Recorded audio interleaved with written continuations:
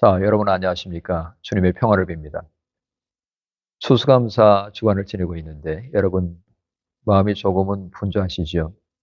어수선하기 쉬운 이때에 주님의 평화를 얻는다는 것은 참 중요한 것 같습니다. 여러분 가족들이 함께 모여서 주님의 은혜를 나누고 감사할 수 있는 시간을 가진다면 정말로 좋겠다 하는 생각이 듭니다. 자, 오늘은 42장부터 마지막 장 52장까지의 부분을 짧게나마 살펴드릴 텐데요. 어느 날도 괜찮습니다. 이번 주 중에 여러분 시간을 좀 내셔서 예레미야의 마지막 부분까지 정리하시면 좋겠습니다. 잠시 기도하겠습니다. 고마우신 하나님 감사합니다. 저희들의 일상생활을 돌아보건대 하나님이 함께하지 않으신다면 진행될 수 없는 저희들의 모든 인생임을 깨닫습니다. 이 시간 하나님 아버지께서 성경 말씀을 통해 우리의 영혼에게 들려주시는 말씀을 깨달을 수 있는 귀한 시간 되게 해주시옵소서. 예수님의 이름으로 기도합니다. 아멘. 조금 빠르게 진행을 하겠습니다. 지난 주일날 나누어드린 인쇄물을 바라보시면 좋겠습니다.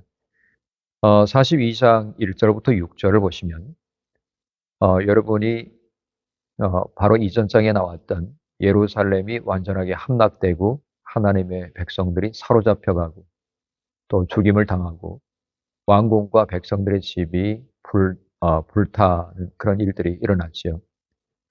그런데 조금 지나다 보니까는 이 바벨론이 그달랴라고 하는 사람을 위임을 해가지고 남아있는 사람들을 이 통치를 하도록 총독으로 세웠습니다. 이 사람이 약 4, 5년 동안 통치를 사실은 했었는데, 근데 그것을 싫어하는 사람이 있었지요. 바로 이스마엘이라는 사람입니다. 이스마엘은 다윗 왕가였지만은 그달랴 총독은 다윗 왕가가 아니었기 때문에 마음속으로 내심 다윗 왕가인 자기가 왕이 되었으면 좋겠다, 총독이었으면 좋겠다라고 생각을 했던 것 같습니다. 이렇게 성경학자들은 예상을 합니다. 그래서 이스마엘이 선동을 해서 10명의 사람들과 함께 그달랴를 암살을 하죠. 떡을 먹는 자리에서 함께 식사 자리에서 칼로서 그를 암살했습니다. 그 소식을 전해 들었던 다른 사람들이 굉장히 화가 나서 이스마엘을 향하여 보복하기 위해서 달려들었습니다. 그때 그 소식을 듣고 이스마엘이 자기 사람들과 함께 암몬 자손의 땅으로 도망을 가게 되었습니다. 자, 이렇게 모든 반란이 진압이 사실 된 것처럼 보였지만 그러나 남아있는 사람들의 입장에서는 좀 생각이 달랐습니다. 왜냐하면 바벨론이 세워놓은 총독으로 위임했던 그달랴가 암살을 당하자 바벨론이 이것이 화가 나서 남아있는 사람까지 완전히 치면은 어떡하지? 라는 생각이 떠오르게 된 거죠. 자, 그래서 지금 남아있는 사람들이 결심을 하고서 예레미야에게 하나님 앞에 어떻게 하면 좋을지 물어봐 달라라고 이야기를 했습니다. 요하난이라고 하는 사람이 그렇게 했는데 그때 하나님의 말씀은 예전과 똑같아요. 하나님의 말씀은 분명합니다. 그렇기 때문에 그냥 유다 땅에 눌러 살고 애굽으로 가지 마라. 그렇게 분명히 얘기를 했어요. 왠지 아십니까? 애굽에서 하나님이 이끌어내셨는데 거기로 다시 들어가면은 안 되겠지요. 하나님 아버지께서 어쨌거나 돌봐주실 텐데 애굽으로 다시 간다는 것은 애굽을 의지하는 것이 되기 때문에 하나님 아버지께서는 그걸 극도로 말리신 것입니다. 자, 7절부터 22절을 보시면은 그 일부를 제가 읽어드릴 텐데 예레미야가 하나님 앞에 기도를 하자 하나님 말씀하셨습니다. 너희가 이 땅에 눌러 앉아 산다면 내가 너희를 세우고 헐지 아니하며 너희를 심고 뽑지 아니하리니 너희는 너희가 두려워하는 바벨론의 왕을 겁내지 마라 라고 말씀하셨습니다. 하나님이 함께 하실 것이기 때문에 바벨론의 왕이 아무리 강해 보일지라도 겁을 내지 말라는 것입니다. 왜냐? 하나님이 돌봐 주실 것이기 때문에. 이걸 믿어야 되는데 믿지를 못했습니다. 믿지를 못해서 결국은 하나님의 명령을 내가 분명히 순종을 할 테니까 여호와 하나님께 물어봐 달라라고 말했던 이 요하난이 그 말을 완전히 지키지 않고 바꾸어가지고 마음을 바꿔서 예레미야와 심지어는 바룩까지 끌고서 애굽으로 피신해 버린 겁니다. 애굽으로 피신을 해서 여러 동네에 살았습니다. 그것이 뒤쪽에는 나오는데요. 서쪽으로 향해서 가다가 이제 애굽의 동쪽 나일강 삼각주가 시작되는 지역인 다바네스에 갔어요. 이 다바네스는 바로의 왕궁이 있던 곳이었습니다. 그때 하나님의 음성이 임했습니다. 너는 유다 사람의 눈앞에서 내 손으로 큰 돌 여러 개를 가져다가 다바네스에 있는 바로의 궁전 대문에 벽돌로 쌓은 축대에 진을보로 감추어라. 이렇게 말을 한 겁니다. 이게 무슨 얘기냐면은 이 돌들을 거기다 감추는데 그 위에 바벨론의 왕이 들어와서 거기다가 아주 멋진 장막을 세울 것이다. 그렇게 말씀을 하신 겁니다. 이것이 느부갓네살이 다바네스로 침공해서 오고 지역 본부를 만들 것을 예고를 해주신 겁니다. 심판받는 것이죠. 결국은 역사적으로 586년에 느부갓네살이 애굽을 정복하고 애굽의 우상들과 애굽의 그 신전들을 전부 다 불사르고 부수어 버립니다. 말씀 그대로 이루어진 것입니다. 자, 그러면은 이런 일이 일어났을 때 애굽 땅으로 피신을 한 유다 백성들은 어떻게 될 것인가라는 것이죠. 44장의 말씀입니다. 44장 1절부터 30절을 보시게 되면 이 실제적으로 40년간을 예레미야가 하나님의 음성을 전했는데 유다 백성들에게 마지막으로 설교하는 예언의 말씀이 바로 44장의 말씀이에요. 굉장히 중요하겠죠. 무엇이든지 마지막 말씀은 굉장히 중요한 의미를 내포하고 있습니다. 왜냐? 꼭 하고 싶은 말을 고르고 고를 거 아니겠습니까? 또 고르고 골라서 하시는 얘기가 이 민족에게 전해지는 예언의 말씀인 것이죠. 44장 1절부터 14절을 보시게 되면 애굽 땅의 여러 곳에 도착해서 정착해 사는 사람들의 이야기가 나옵니다. 애굽 땅의 요하난하고 그의 일행, 그리고 심지어는 예레미야와 바룩까지 이곳에 당도하게 됐는데 믹돌이라는 건 조금 서쪽이고요. 그 다음에 다바네스 나왔죠. 그 다음에 노비 나옵니다. 그것은 조금 더 서쪽으로 아래쪽에 있습니다. 노비라고 하는 것은 그 당시에 하 이집트의 수도였던 멤피스를 가리킵니다. 그 다음에는 바드로스 지방이라고 하는 것은 저기 아래쪽이에요. 그러니까 상 이집트입니다. 이런 모든 것들에 정착을 해서 사람이 점점 세월이 지나가다가 이제 안정된 생활 가운데 들어가게 된 겁니다. 이렇게 안정된 생활에 들어가게 되면은 사람들이 정신을 차리고 하나님을 잘 경배해야 될 텐데 그렇게 하지 않고 애굽 사람들의 삶에 동화되어 갖고 그들이 지켜나가던 모든 우상숭배 습관들을 이들도 따라서 지키게 된 것이에요. 이게 잘못된 겁니다. 제가 지금 중요한 얘기를 해드릴 텐데요.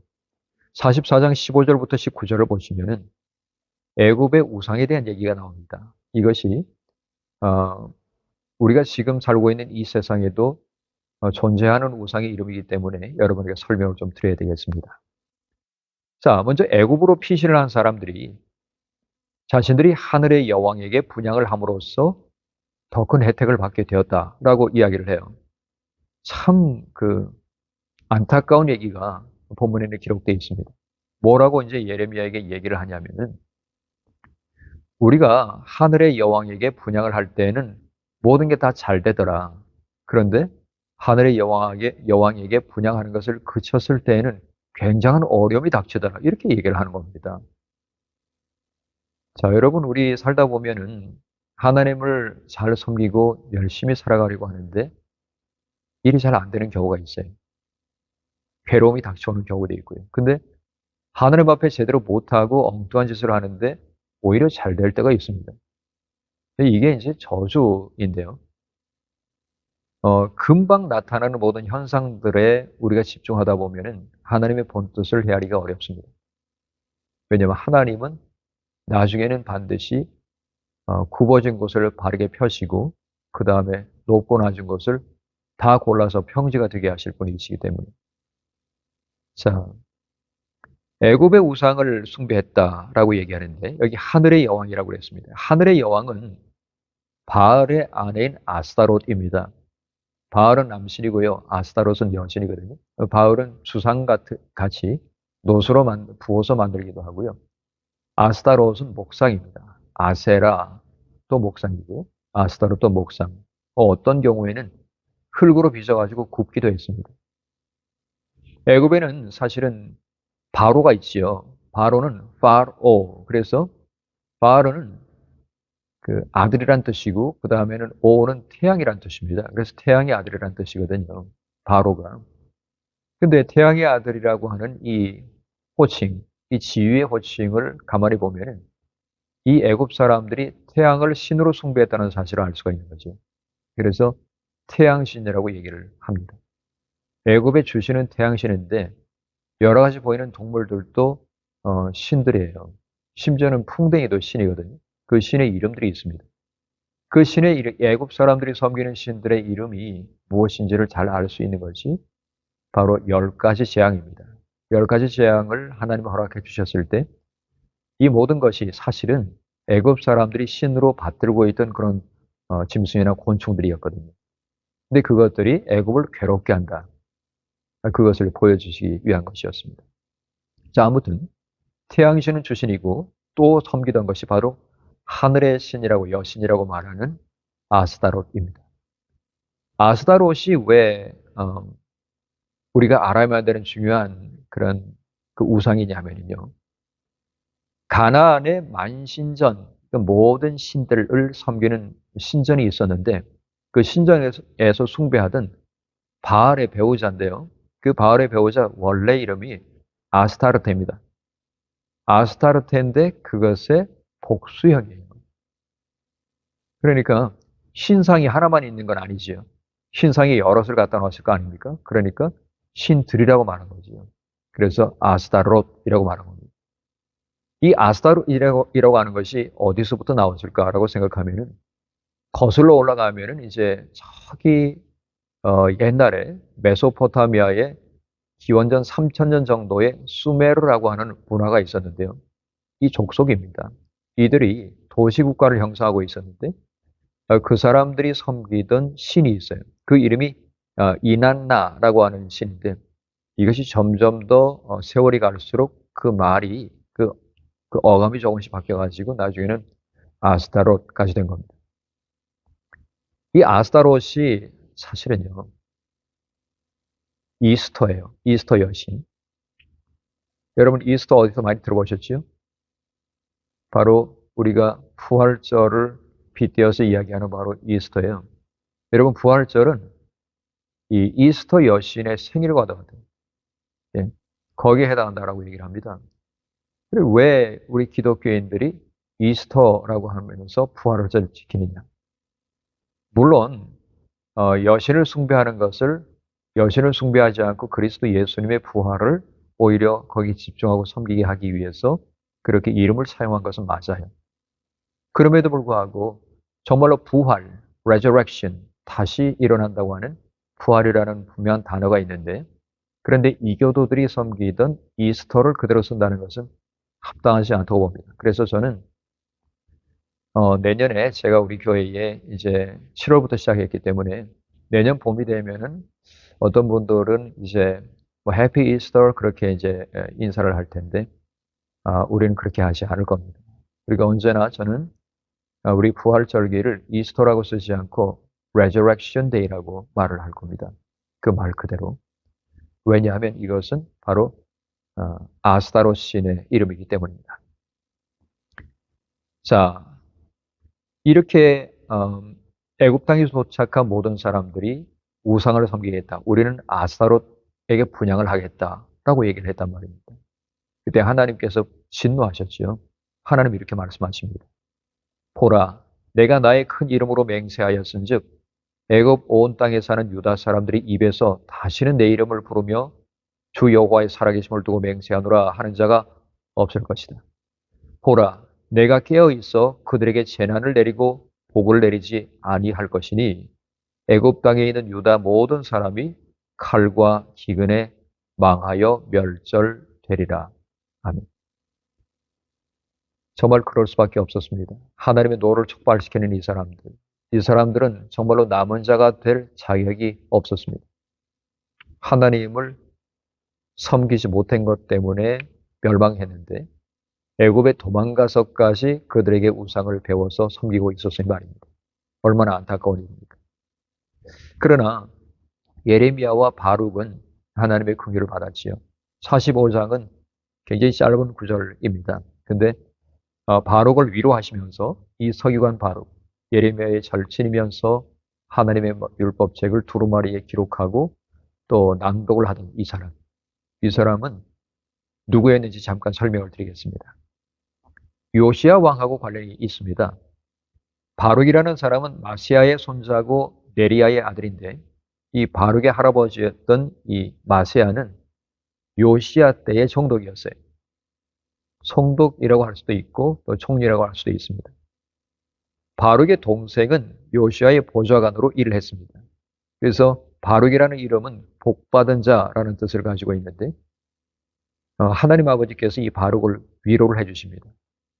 정말 하나님 말씀을 이렇게 필사하고 주님 말씀하신 것을 이렇게 적으면서 얼마나 그것이 글자 하나하나까지 이 바룩의 이 심령 가운데 새겨졌겠습니까? 근데 백성들이 그것을 마다하고 지키지 않고 들은 채도 안 하고 있으니까 얼마나 속이 썩겠어요. 하나님이 이 사람을 위로해 주시고 또 하나님이 그에게 복을 주신다라고 말씀하셨고 내가 너를 구원할 것이다 라고 말씀을 하셨습니다. 자, 이제 46장으로 가보겠습니다. 46장은 강성이 보였던 애굽이 망하는 과정에 대해서 설명해 주고 있습니다. 이제 46장부터 이 마지막 장 52장은 요약을 해주는 것이고 예레미야 전체 이걸 요약을 해주는 것이고요. 사실은 그 내용은 51장까지 그치는 것으로 보죠. 근데 51장까지 46장부터 51장까지 전부가 남유다 말고 다른 나라들은 어떻게 될 것인가? 그 근방의 나라들의 운명에 대해서 하나님의 심판을 예언해 주고 있는 말씀입니다. 어디가 나오냐면은 애굽이 나오고 그 다음에는 블레셋이 어떻게 멸망할 것인지 그 다음에는 친척 나라들인 모압, 암몬, 에돔이 어떻게 멸망할 것인지 그 다음에 아람의 제국이었던 다메섹, 다마스커스가 어떻게 멸망할 것인지 그 다음에 게달과 하솔이 어떻게 멸망할 것인지 그 다음에 엘람이 어떻게 멸망할 것인지에 대해서 쭉 얘기를 할 것이고 그 다음에 오늘 새벽에 보았던 바벨론이 어떻게 멸망할 것인지에 대해서 살펴드립니다.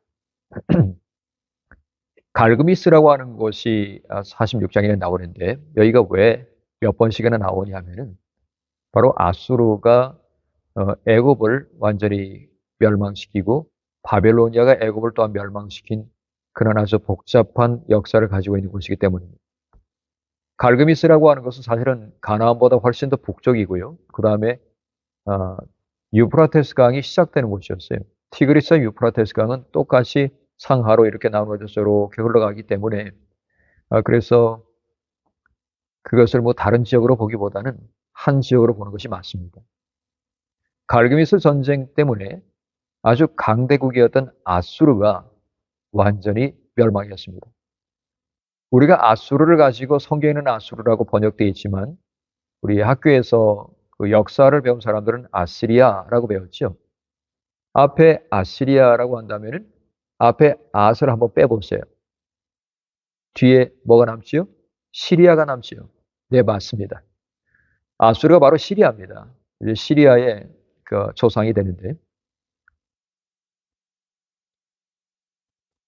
아수르가 완전히 패망했어요.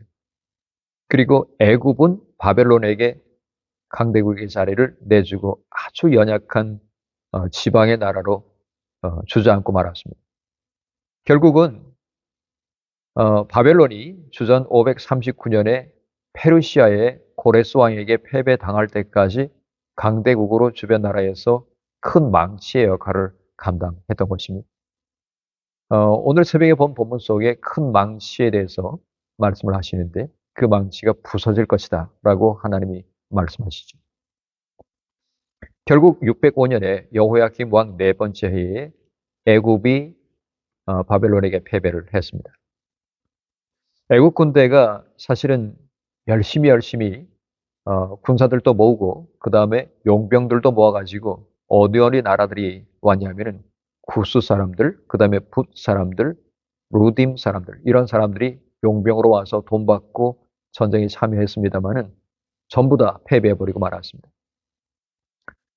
성경이 이렇게 말씀합니다. 46장 20절, 21절, 그 다음에 24절에 애굽은 심히 아름다운 암송아지일지라도 북으로부터 쇠파리 떼가 줄곧 오리라. 또 그 중에 고용꾼은 살진 수송아지 같아서 돌이켜 함께 도망하고 서지 못하였나니 재난의 날이 이르렀고 헐받는 때가 왔습니다.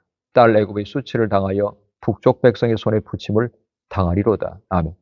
이 하나님이 암송아지 같은 이 암송아지는 탐욕과 부요를 상징하는데 이것을 완전하게 쇠파리떼로 멸하실 것이다 라고 하는 것입니다.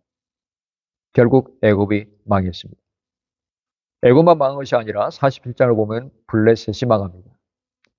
블레셋 멸망에 대해서 말씀하시는데 성경에는 갑돌이라고 나오는 것이 있지요. 갑돌은 크레테 섬입니다. 지중해에 있는 큰 섬이에요. 이 크레테 섬이 사도행전의 마지막 부분에 나오는 아주 중요한 섬이기도 하죠. 지금은 사실은 정부가 한 세 군데 정도가 있는데 이것이 어느 나라에 속해 있는지 굉장히 뭐랄까요?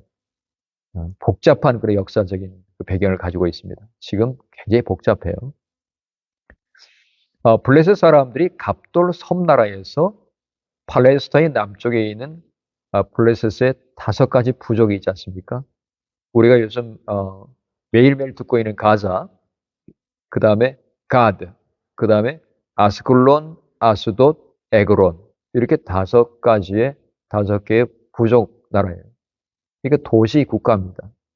도시 국가들끼리 서로 합할 때는 바깥에 적이 쳐들어올 때는 군사적으로 같이 우리 동맹 맺었으니까 같이 힘을 합칩시다 라고 하면서 싸우지만 평소에는 자기들이 왕들을 서로 자기들 나름대로 다들 가지고 있고 자기들끼리 통치하는 그런 부족 국가입니다.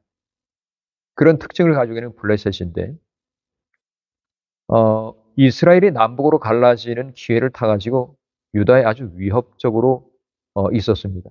그 전에는 다윗 때에는 블레셋을 잘 어워를 했어요. 근데 나라가 망하니까 그게 안 됐습니다. 이때 기회를 틈타가지고 오랫동안 이스라엘하고 적대 관계를 맺었던 것이 블레셋이란 말입니다. 그런데 두로하고 시돈 얘기가 또 나옵니다. 성경 속에. 두로와 시돈은 약간 북쪽으로 올라가죠. 가사는 저 남쪽이고요. 북쪽으로 쭉 올라가서 갈멜산이 있다면은 엘리야가 싸웠던 이 바알의 선지자들과 싸웠던 갈멜산의 에서 쭉 보면 이쪽에 서쪽 해안 지방이 바로 두로와 시돈이에요. 두로와 시돈 지역은 과거의 페니키아 문명의 지역입니다. 베니게라고 하는 페니키아입니다. 지금 현대의 레바논이거든요. 레바논의 항구인데 이 사람들이 블레셋하고 동맹을 맺었어요. 해안 지역 사람들이니까 동맹을 맺었겠지요. 그리고 여호와께서 바벨론 군대를 들어서 쓰셔서 갑돌섬, 즉 크레테 섬에 남아있는 블레셋 사람들을 심판하실 것이다 라고 말씀을 하시는 구절을 제가 잠깐 읽어드립니다. 가사는 대머리가 되었고 아스글론과 그들에게 남아있는 평지가 잠잠하게 되었나니 내가 내 몸 베개를 어느 때까지 하겠느냐? 오호라 여호와의 칼이여 내가 어느 때까지 쉬지 않겠느냐? 내 칼집에 들어가서 가만히 쉴지어다. 여호와께서 이를 명령하셨은즉 어떻게 잠잠하며 쉬겠느냐? 아스글론과 해변을 치려하여 그가 정하셨느니라 하니라. 아멘. 하나님은 분명하게 심판관이 맞습니다. 그래서 하나님 아버지의 그 심판을 분명히 이해하고 있는 것이 그게 지혜죠. 자, 그 다음에 48장 봅니다. 48장은 이제 친척 국가가 나오는데 모압이 나옵니다. 모압은 누구죠? 모압과 암몬 이렇게 짝으로 나오죠. 모압과 암몬은요. 아브라함의 조카인 롯의 후손입니다. 롯이 소돔과 고모라가 멸망할 때 겨우 아내도 나오다가 이제 뒤를 돌아봐서 소금 기둥이 돼서 죽었고 딸들하고만 겨우 나왔는데 사위들은요 어떻게 됐을까요? 사위들은 비웃었죠. 네, 비웃었어요. 결국은 이 롯의 딸들이 가만히 보니까 자기 민족이 완전히 멸절되게 생겼어요. 아버지밖에 남지 않았고, 그래서 아버지에게 술을 먹이고서는 아버지에게 들어갔지요. 그래서 자손들을 낳았는데 이것이 바로 모압과 암몬입니다. 모압은 이스라엘과 같은 혈통이 많습니다.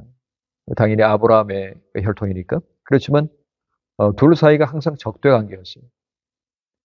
이 모압 족속은 북쪽으로는 아르논강, 남쪽으로는 이제 세렛 시냇물, 서쪽으로는 사해구, 그 다음에 동쪽으로는 사막하고 인접해서 살고 있었습니다. 모압이 섬겼던 신은 그모스 신입니다. 그모스 신은요, 이것도 이제 그 인신공양을 받는 신이란 말이에요. 근데 만든 거죠. 만든 건데, 이 얼굴은 머리는 소예요. 머리는 소고 몸은 이제 사람 몸입니다. 어린아이들을 잡아먹는 그런 그 그모스 신이고, 그 다음에 물질적으로 풍요해져 가지고 모압이 교만해졌어요. 왜냐하면 조금 고원지대입니다. 에돔 지역처럼, 에서의 후손이었던 에돔처럼 산지고 고원이에요. 그러니까 굳이 산지까지 군사들이 쫓아가서 싸우려고 달라들지 않는 거죠. 그러다 보니까 오랫동안 평안하고 안정된 생활이 지속됐습니다. 근데 나라가 평안하게 안정된 생활을 하다 보면은 국민들이 느슨해지고 부패할 때가 종종 있죠. 바로 그렇게 됐던 겁니다. 그 다음에 성경을 보시면 26절에는요. 모압의 심판받는 또 다른 이유가 하나 나옵니다. 그 이유는 하나님께 교만하고 이스라엘을 조롱했기 때문이에요. 자, 여러분, 형제가 고난을 받고 하나님께 벌을 받을 때 그때 아이고 고소하네 라고 하면서 머리를 흔들고 있다면 그거 하나님이 안 좋아하죠. 자녀가 둘이 있다고 합시다. 근데 자녀가 둘이 있는데 한 자녀가 잘못해서 무엇인가 뭐랄까 벌을 받고 있다고 하세요. 그러면 그 다른 자녀가 아이고 저거 봐라 그러면서 놀리고 있으면요. 그 부모된 입장에서 어떻게 보이죠? 이 괘씸한 놈. 어떻게 네 형제가 이렇게 벌을 받고 있는데 너는 그렇게 고소해할 수가 있느냐? 괘씸한 마음이 들지 않겠습니까? 하느님 마음이 꼭 그랬던 것이죠. 결국은 모압이 그것 때문에 심판을 받고 맙니다. 성경은 이렇게 고발하십니다. 모압은 교만하고 오만하고 거만하기 때문에 심판을 받게 될 것이다. 이게 이제 48장 29절과 29절과 30절입니다. 그 다음에 49장입니다. 이제는 이제 암몬, 그 다음에 에돔, 그 다음에 다메섹에 대한 이야기인데, 암몬은 아브라함의 조카 롯하고 작은 딸 관계에서 태어난 이제 벤 암미의 후손입니다. 요단강 동쪽에서 농사짓던 사람들인데, 암몬이 타락한 근원은요, 풍요로움과 교만이었어요. 왜 풍요롭죠? 농사 져가지고 잘 먹고 잘 사는 겁니다. 근데 하나님 아버지 앞에 교만하였더니 자만심 때문에 멸망하고 말았던 것이죠. 그 다음에 나오는 것이 에돔인데, 에돔은 에서의 후손입니다. 에돔은 지형적으로, 에돔이 이제 그 사냥해가지고 이제 먹고 사는 산사람 아닙니까? 그러다 보니까 지형적으로 천연적인 요새에 거했습니다. 그러니까 사람들이 쳐들어오기가 힘이 들죠. 또 오랫동안 그것 때문에 교만에 빠져 있는 거예요. 야, 우리가 강하니까 우리를 못 쳐들어오지. 이렇게 생각한 거죠. 근데 참 우스운 것이, 어, 바벨론이 그렇게 자기 형제들을 괴롭히고 또 유다를 괴롭히는데도 불구하고 줄곧 처음부터 끝까지 자기 형제 편은 한 번도 들지 않고 바벨론 편을 들었어요. 에돔이. 그래서 그거를 성경이 또 지적하세요. 그 다음에 다메섹이 나옵니다. 다메섹은 저 유명한 다마스커스인데 아람 다마스커스라고 예전에는 불렀습니다. 그냥 아람 왕국의 수도였는데 아람 다마스커스라고 불렀는데 이 아람이 나중에는 아수르에게 먹히게 되고 아수르가 또 나중에는 바벨론에게 패망을 했지요. 그래서 이 제국이 점점 더 흘러가면서 다메섹은 수도로서의 역할을 했지만 그래도 나라의 간판은 점점 바뀌었어요. 다메섹이 왜 이렇게 멸망을 했냐면은 이곳이 무역 통로입니다. 그래서 경제적으로 굉장히 풍요로웠습니다. 경제적으로 풍요로워지면은 사람들이 잘 살면 좋겠는데 그렇게 하지 못해요. 인간 속에 들어있는 욕심 때문에 우상 숭배하고 우상 숭배 왜 합니까? 뭐 바쳐가고 자기 자식까지 바쳐가면서 우상 숭배 왜 하죠? 더 잘 먹고 잘 살고 싶은 거예요.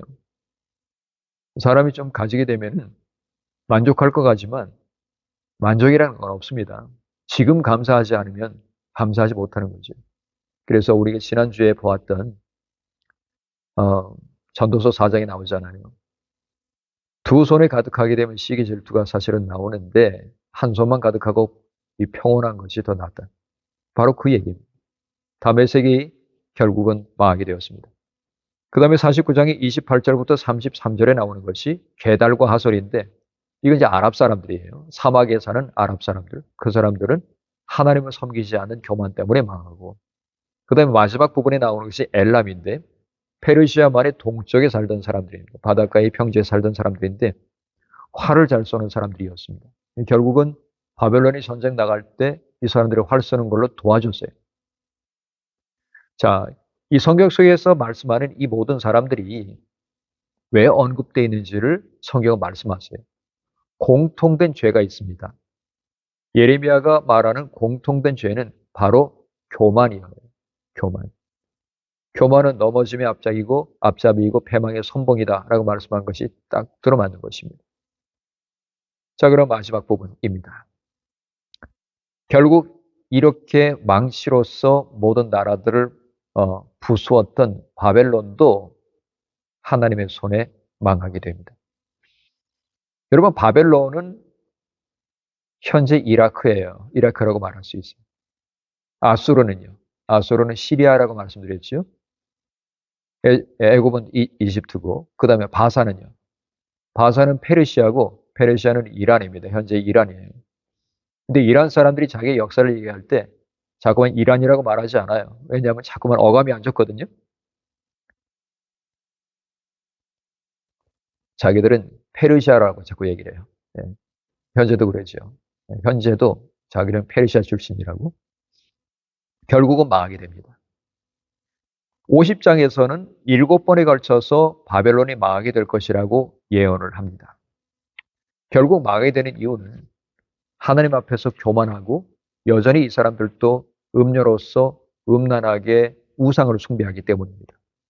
바벨론 사람들은 특별히 무로닥이라고 오늘 본문 17절부터 32절을 보면 무로닥이라고 나오는데 무로닥은 마르둑이에요. 마르둑. 마르둑이라고 하는 바벨론의 우상입니다. 바벨론 사람들이 이같이 우상을 섬기면서 하나님과 다투고 있다고 예레미야는 고발합니다. 그 다음에 21절을 보시면은 무라다임이라는 곳이 나오고 또 부곳이라는 곳이 나오는데 다 바벨론의 도시들입니다. 무라다임은 바벨론 남쪽의 도시고요. 부곳은 동쪽에 살던 부족 이름이면서 또 그 지역 이름이기도 합니다. 결국은 바벨론도 멸망하고 바벨론하고 손을 잡았던 사람들도 멸망하고 모두가 하나님의 손에 멸망을 받고 맙니다. 이것이 예레미야의 끝이 되겠어요. 결국 하나님은 모든 것을 고르게 만드시고 잘잘못을 따지시면서 분명하게 심판을 하십니다. 이게 하나님이 심판관임을 드러내시는 것인데 우리가 이 땅에 살아가면서 눈앞에 보기에 뭐가 잘돼 보인다고 해서 그것이 정말로 옳다고 말할 수도 없고 눈앞에 볼 때에 잘 안 돼 보인다고 해서 그것이 잘못됐다고 말할 수도 없지요. 결국은 우리의 신앙의 잣대가 되는 것은 기준이 되는 것은 하나님의 말씀이에요. 그래서 하나님의 말씀을 읽고 그 가운데 기록된 것을 우리가 해석하고 깨닫고 지켜나가야 될 것입니다. 추수감사주간 여러분 잘 지내시고 하나님의 은총이 여러분의 가족들 가운데 함께 하시고 임하기를 축복합니다. 우리 같이 기도하겠습니다. 하나님 감사합니다. 무엇보다 중요한 것은 하나님과의 관계인 줄로 믿습니다. 아버지요, 하나님과의 관계가 흐트러지고 우상을 쫓아가고 외국을 의지하고 외국으로 도망을 갔더니 그곳에 칼이 따라갔습니다. 아버지요, 저희들은 비록 빼앗겼을지라도 유다 땅에 눌러앉아 사는 저희들 되게 하셔서 하나님의 평강을 오로지 구할 수 있는 우리 모두가 되게 해주시옵소서. 예수님 이름으로 기도합니다.